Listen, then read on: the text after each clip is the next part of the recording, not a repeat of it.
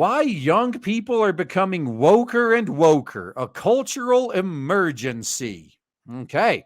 I do agree it is a bit of an emergency. So let's hear what this Eric Kaufman guy has to say.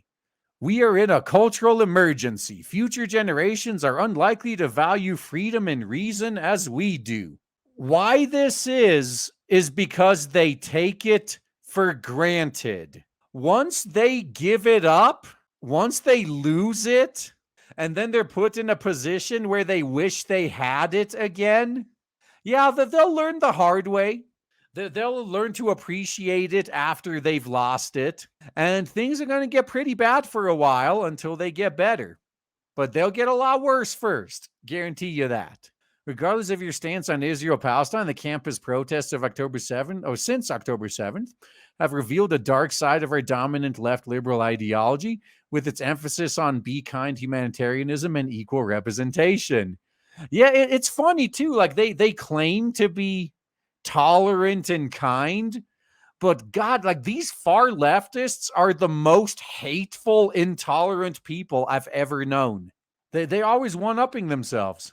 So in my book, The Third Awakening, a 12-point plan for rolling back regressive extremism, I argue that bleeding heart liberals, not cultural Marxist radicals, are largely responsible for the woke cultural revolution. Well, do you realize there's a lot of overlap between those two groups? These aren't either or. When the complexity of the world is collapsed into a totalizing black and white morality play pitting the kind minority against the unkind majority, the former are romanticized, the latter dehumanized. And ultimately, reality catches up with them, but by then it's too late. The whites are mean, pox are nice. Regressives who view the world through this lens perceive the tiny hats as white villains, Palestinians as minority victims. Remember to call them what they are, Nazis. They'd call us Nazis for way less. So these cultural reflexes are especially strong among young Americans who lack the vestigial patriotism and grounding in free speech that checks regressive extremism among older liberal Americans. Do you really think so? Or maybe the only thing that was checking them was, well, back then they actually had some consequences. I've seen so many older American liberals go completely psycho now that they're allowed to get away with it. Yeah, fear of consequences is the factor that's keeping most of these people sane. Those who content themselves with the comforting belief that we have reached peak woke and will soon return to classic liberalism need to think again. No, that's not going to happen until a lot of things collapse. And when they realize things are collapsing, they will start lashing out more like a cornered rat. Because they've pushed so far, they know what's in store for them once the pendulum swings back. The retreat of senior liberals at the New York Lies or Fake book from the excesses of cancel culture and diversity, equity, and inclusion agenda cannot halt generational turnover. Yeah, you can't undo the brainwashing you've already done to the college drones. Yeah, I think Yuri Bezmenov pretty much pointed it out. Like once they've become demoralized, like you could tell them the truth. If the truth conflicts with their programming, they'll just refuse to see it. Like at that point, there's literally no hope for them. So woke may not be able to triumph just yet, but one funeral and one hire at a time, it's on its course to prevail. This is why it's so good when there's actually there may be a lot of woke among the young people, but there's also a growing number of based people as well as they start fighting back. Now, consider that a Harvard-Harris poll finds that nearly half of Zoomers support Hamas over Israel, while a Septic Research Center survey finds a similar share believe the Israeli government advocates for white supremacy. Now, if you focused on the main issue, which is wokeness in general, you'd have a lot stronger of a case. But it seems like they're tying wokeness with opposition to Israel. Like you realize there's a lot of people who aren't woke who like maybe they don't necessarily oppose Israel. It's more they're of the opinion like why should we care? Like, they don't care what happens to us. Why should we care what happens to them? Like, they have that type of attitude. Like, so would you consider Nick Fuentes to be woke? Yeah, that's pretty much his attitude. Like, his attitude is, yeah, when bad things are happening to us, they don't care, or maybe they have a hand in it happening, and then they expect us to care when bad things are happening to them. Yeah, this is a sad tradcuck mistake right here.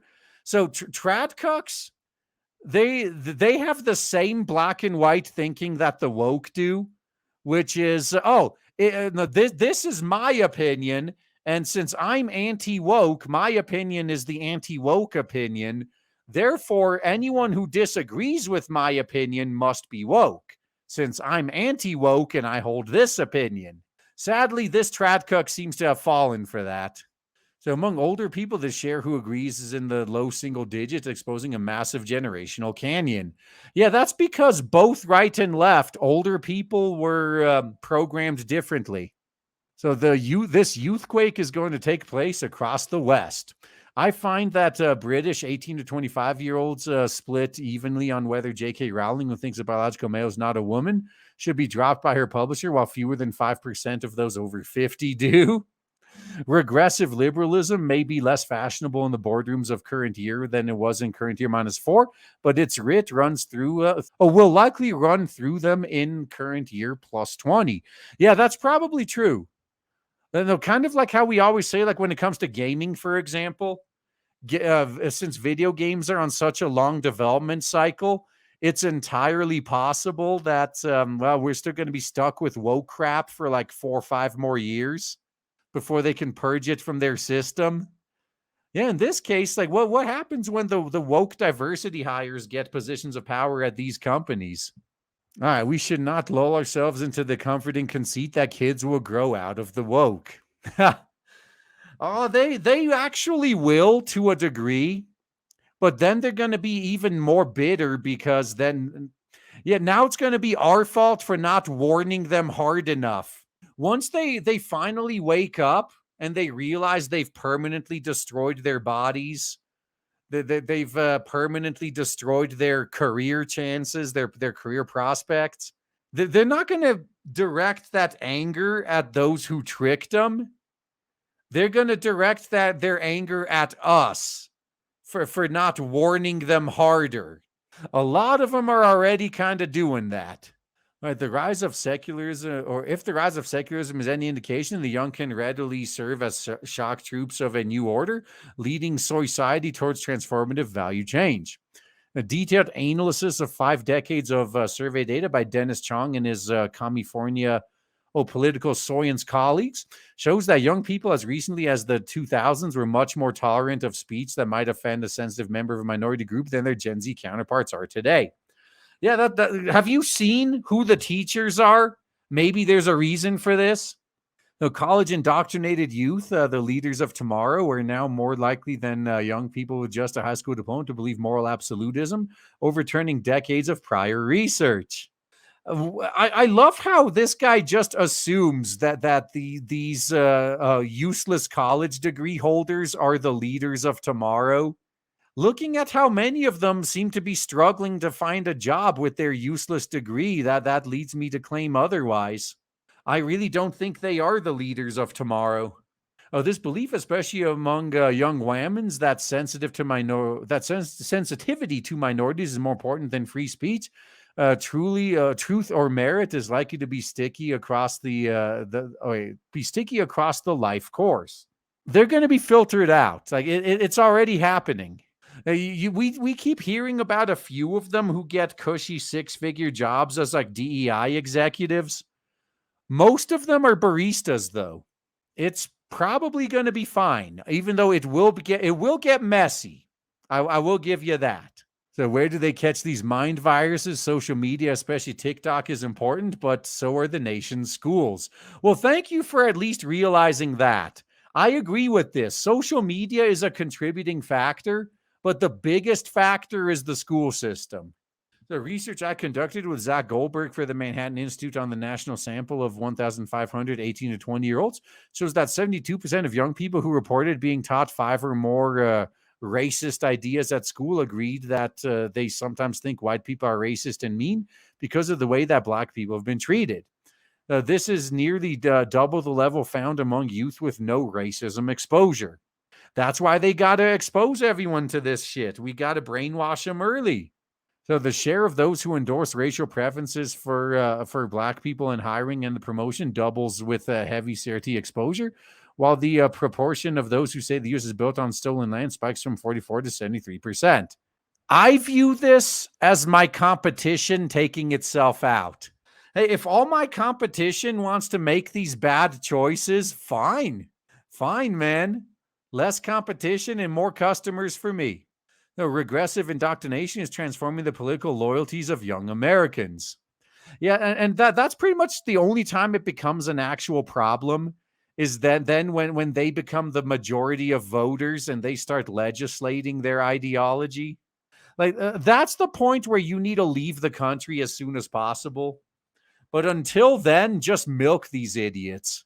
So, thus, a young person with a Republican mother taught no racism or gender ideas lean 61% Republican, while those with a Republican mother exposed to 6 or more or racism ideas in school, just 25% Republican.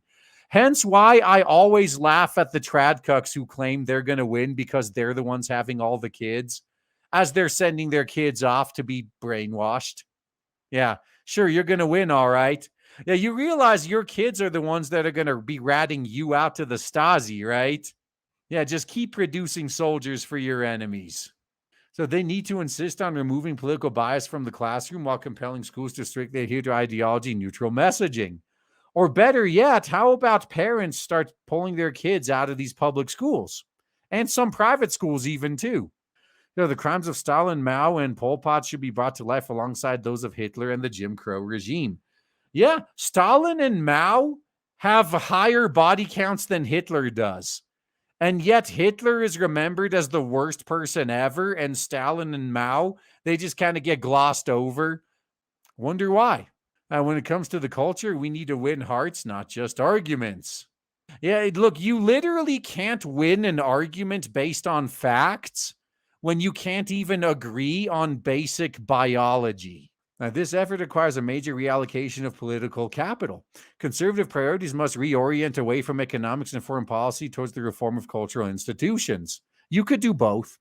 So this means state and federal politicians who are weak on these issues or prepared to sacrifice them to vested interests must be primaried out.